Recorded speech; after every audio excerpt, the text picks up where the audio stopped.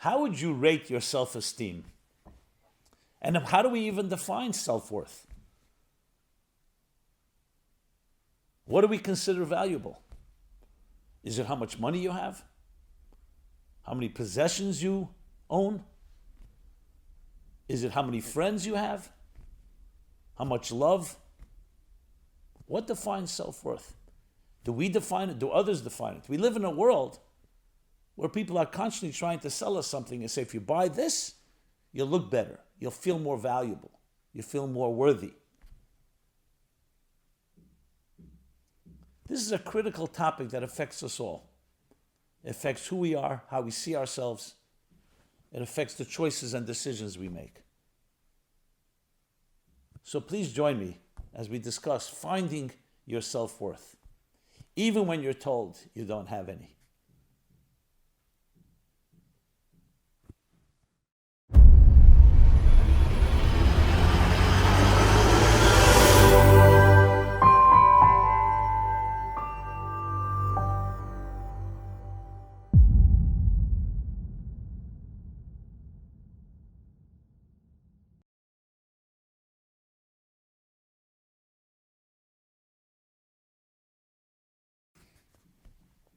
Hi, this is Simon Jacobson, and we will be speaking about finding your self-worth, even when you're told you don't have any.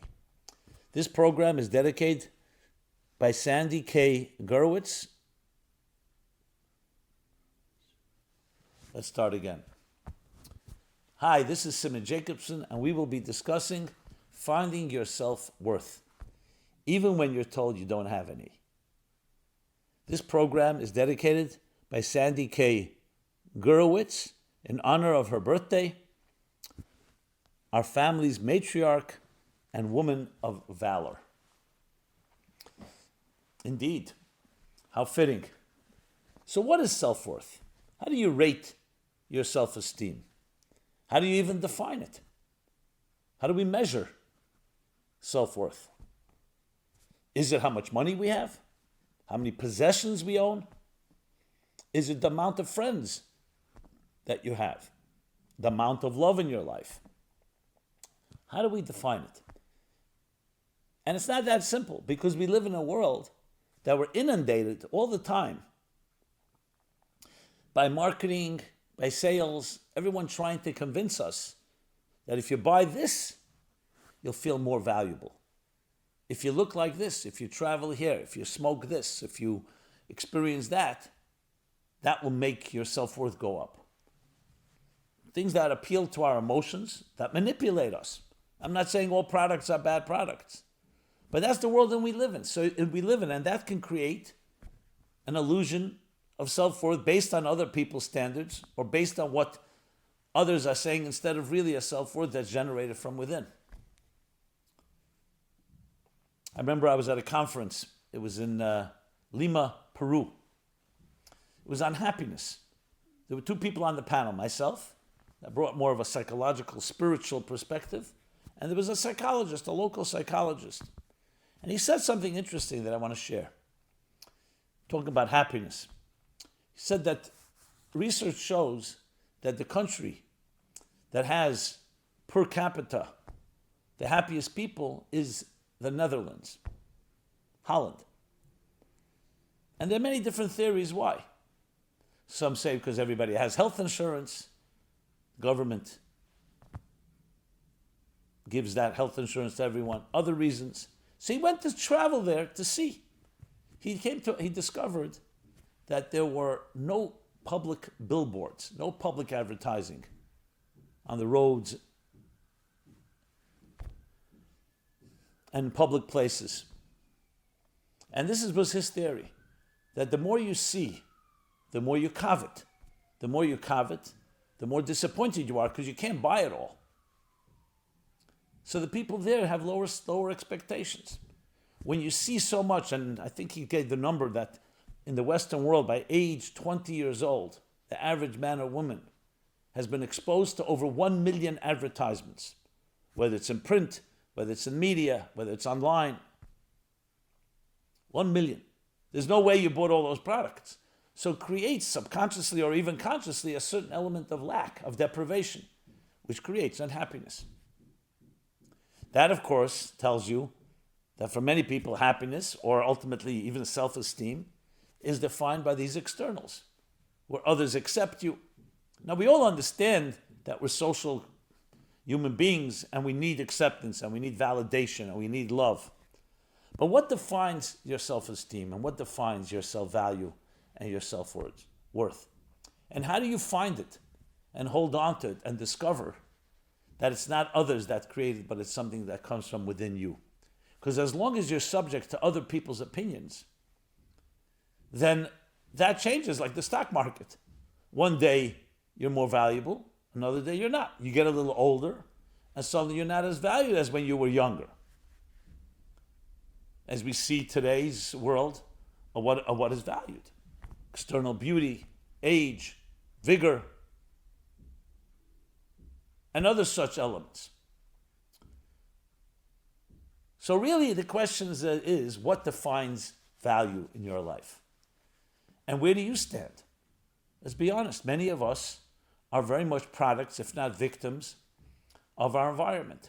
Our environment has shaped its expectations of us, its demands, and we feel that we're inadequate if we don't live up to them. It begins with our parents, and it could be also our educators, and then friends, and social pressure, and media, and marketing, everything out there. We don't live in a neutral world. Now, hopefully you had parents that taught you and validated you for who you are, not for what you did for them or for others. But if that was not the case, it becomes more challenging because in our formative years, when we're shaped and we're impressionable, every reaction has an effect on us. That's why you can definitely trace self-esteem issues or self-worth back to childhood.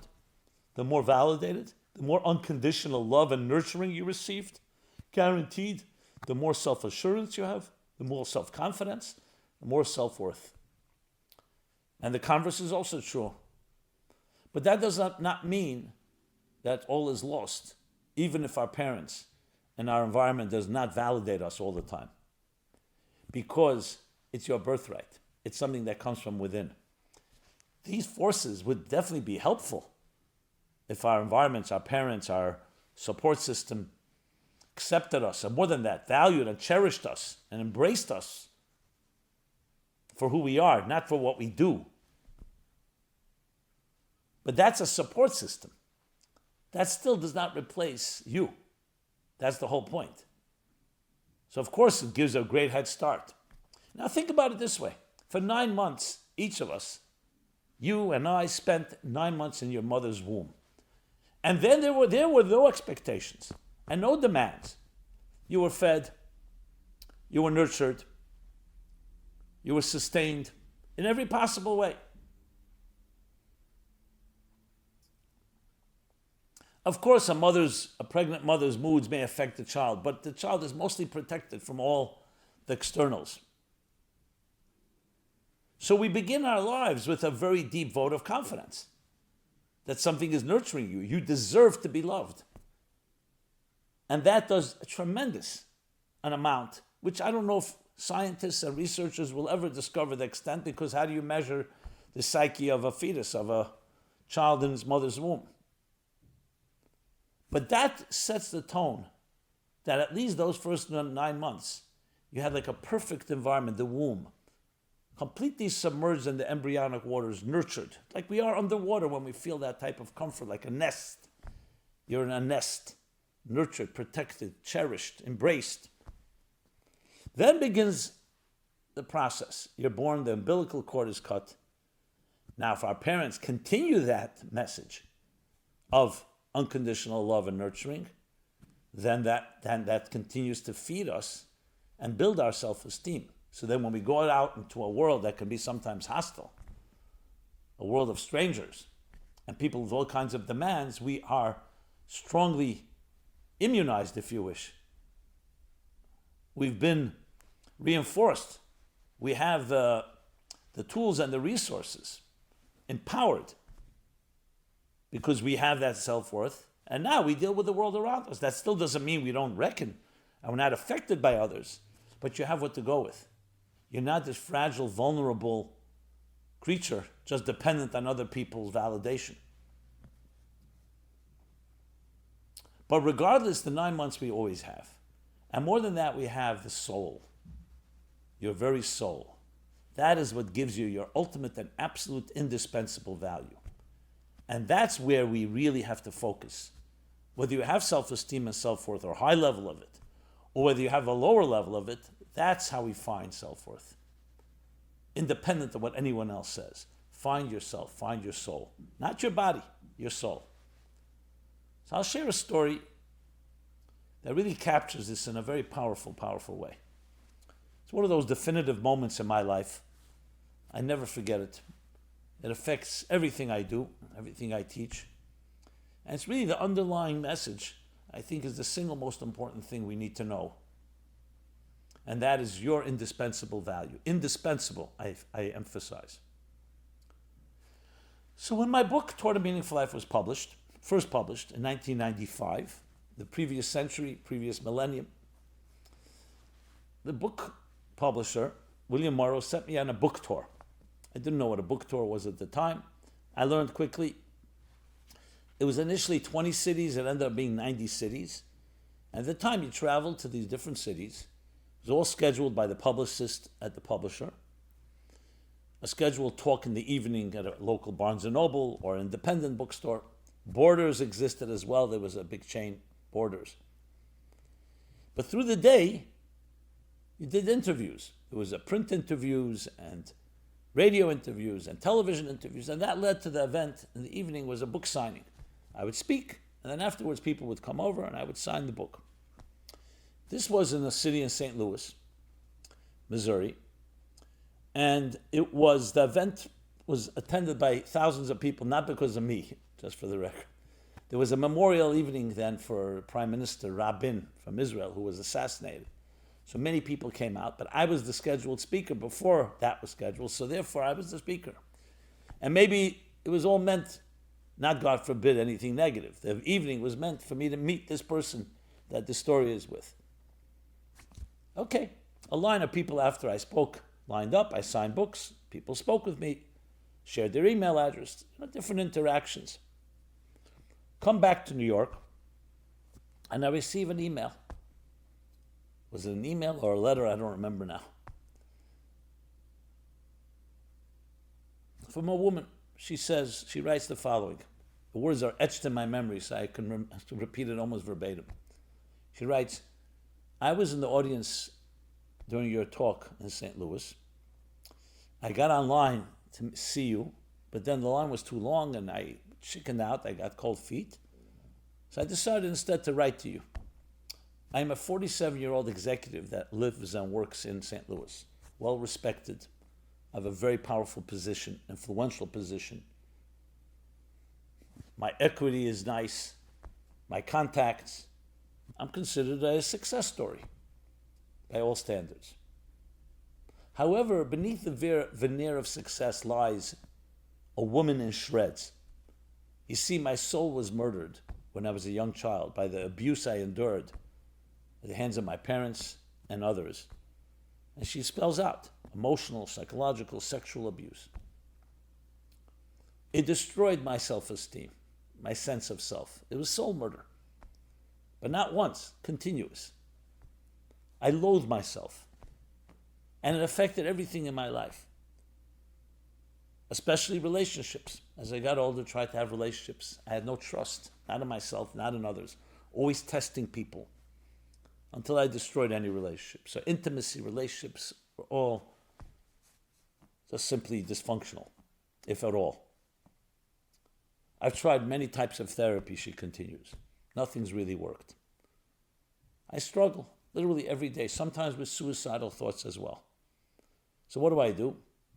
I wake up every morning, breathe in, breathe out, and try my best. What does a person like me do? People who have lack of inner control create outer control. So I became super ambitious, super driven, super aggressive, succeed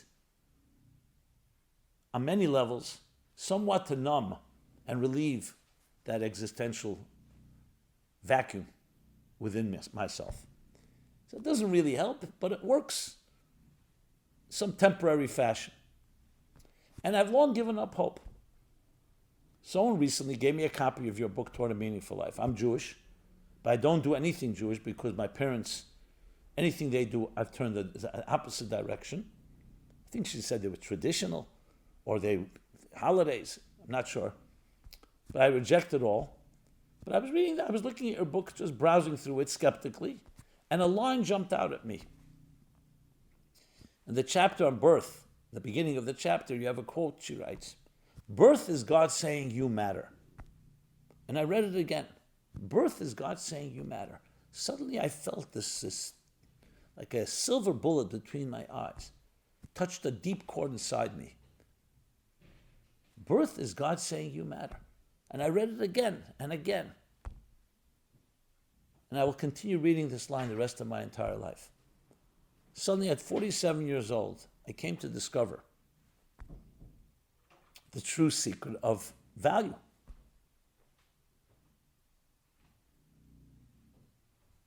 That your value is not based on what other people tell you.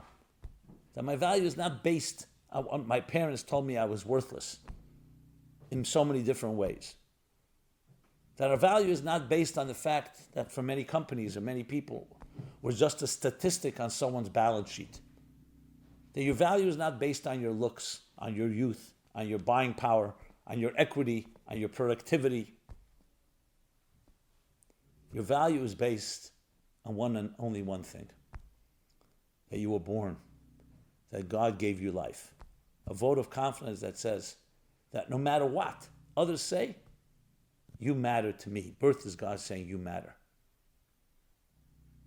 So even if there's a day when I didn't produce that much, or I didn't get a compliment, or I wasn't told that I wasn't validated, that value cannot be taken away from me because no one gave it to me. My parents didn't give it to me, so they can't take it from me. And then she concludes, she says, so though I have many years to heal, but now I have my work cut out for me. And this would be eloquent if it weren't under the circumstances, I'm saying. My work is to create bypass surgery, to bypass the infected and toxic arteries that were so polluted by the abuse I endured, and reconnect to that pure moment at birth, where God said, you are my child, you matter, you are indispensable, I love you unconditionally. And then she concludes, thank you for giving me back my life.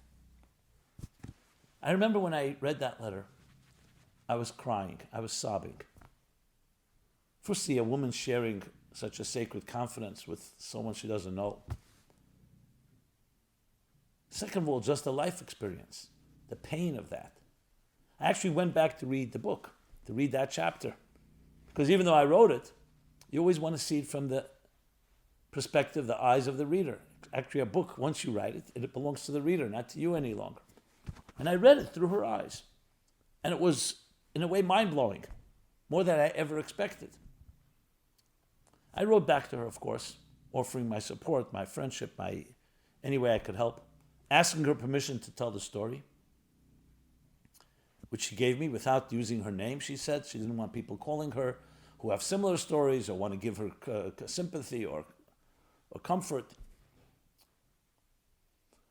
But the story remained with me. We stay in touch. It's years. It remained with me because it left me haunted by that question. Do you think you matter? And I began asking audiences, and I ask you. I've probably asked this question to hundreds of thousands of people, maybe more. Do you think you matter? And I can tell you the reaction. Audiences either giggle, some people a little uncomfortable, or it's like a silly question. Of course I matter. I have plaques on the wall. I have degrees. I have this accomplishment, that accomplishment. I have a family that loves me. We have many reasons why we feel we matter. But let me rephrase the question. If you were never born, would it make a difference to anyone? It's a different type of question. Once we're here, it's called circumstantially we matter.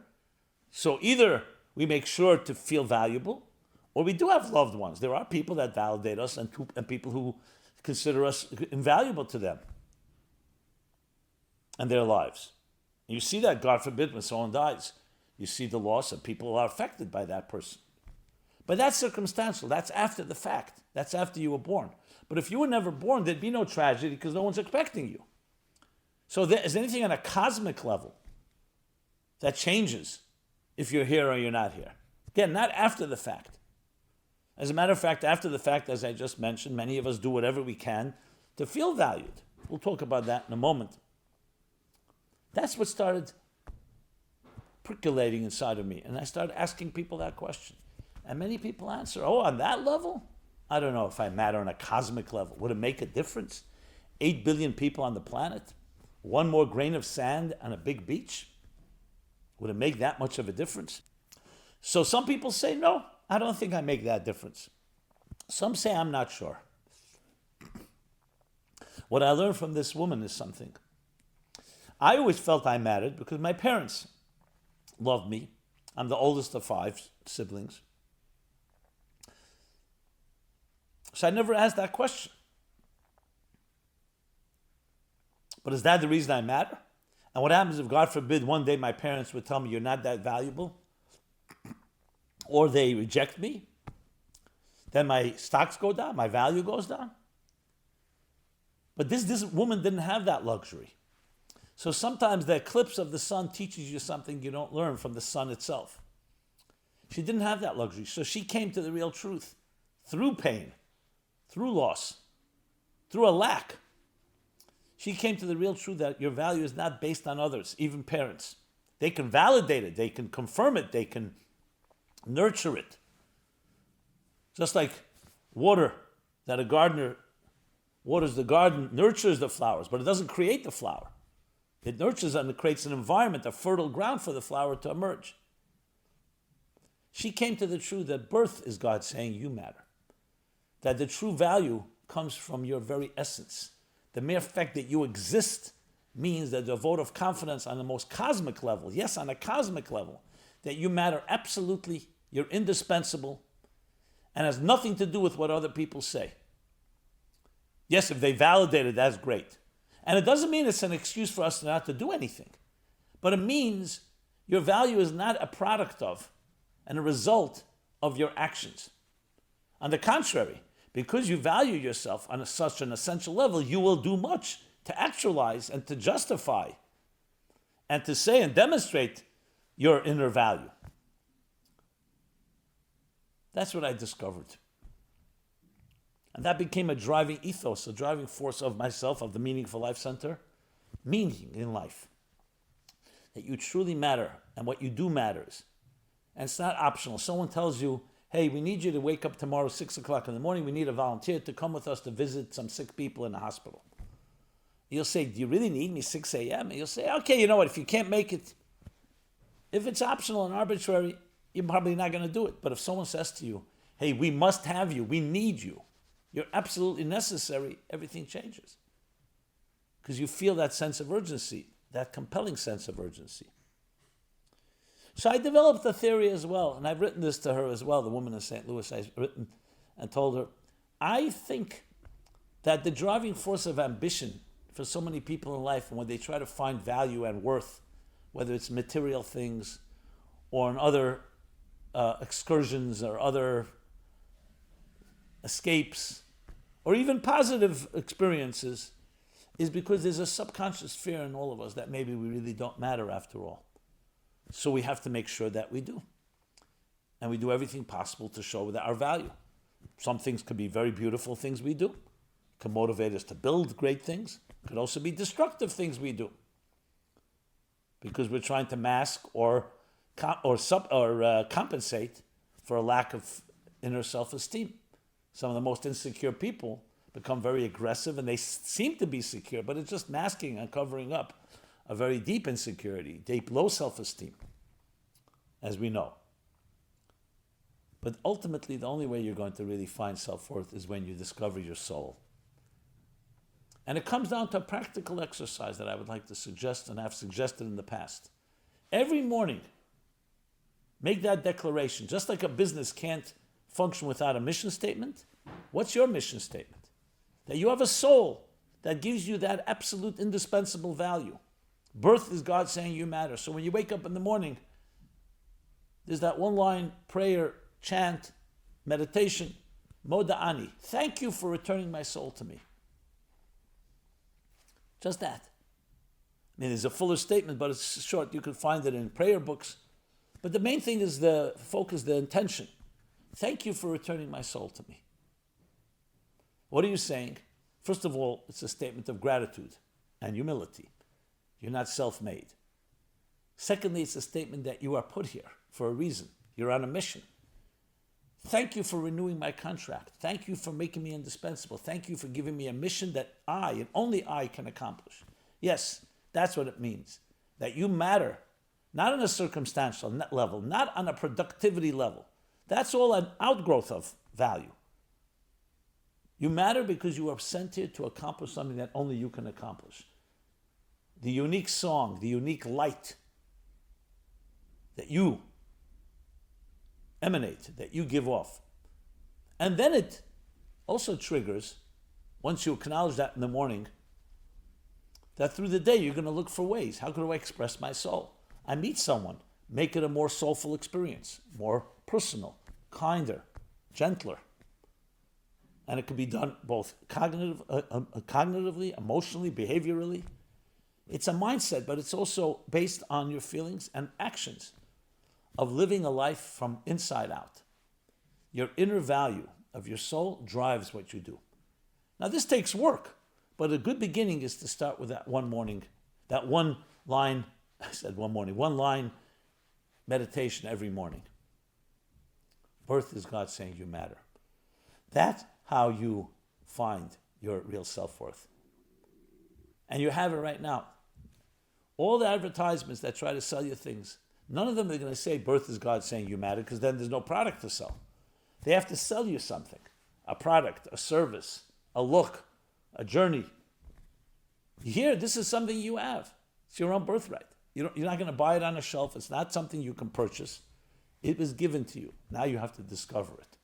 Now again, if our parents and our environments validated, supported that, reinforced that, of course it would be easier. But that doesn't mean that you can't find it, because it's right there. And then look for people that validate that. You know, many of us have on our contact list, I'm sure, individuals that always know how to throw cold water and skepticism on anything hopeful in your life. You have come up with a good idea. It's not going to work. I've been there. You're naive. Find people that validate you, that say, oh, wow, great. Embark on that journey. Try something new. I believe in you.